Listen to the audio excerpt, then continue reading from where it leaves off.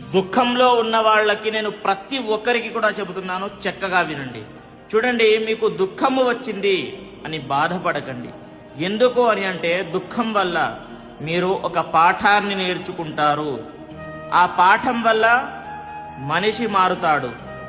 కాబట్టి దుఃఖము వచ్చింది అని బాధపడకుండా ఆనందపడండి. నా మాటల్లో చెప్పాలంటే ఆనందపడండి. ఆ దుఃఖం వల్ల మీరు ఇంకా ఇంకా స్ట్రాంగ్గా మారుతారు. రాబోయే కష్టాలను ఇంకా ఈజీగా తట్టుకుంటారు.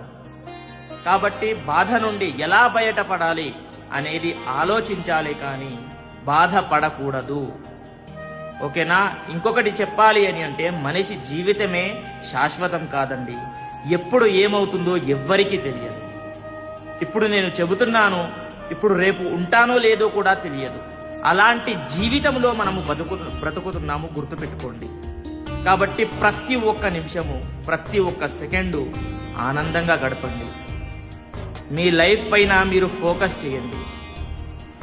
చెప్పేది ఒకటే, మీ గురించి మీరు ఆలోచించుకోండి. చక్కగా బ్రతకండి, ఆనందంగా బ్రతకండి, హ్యాపీగా ఉండండి.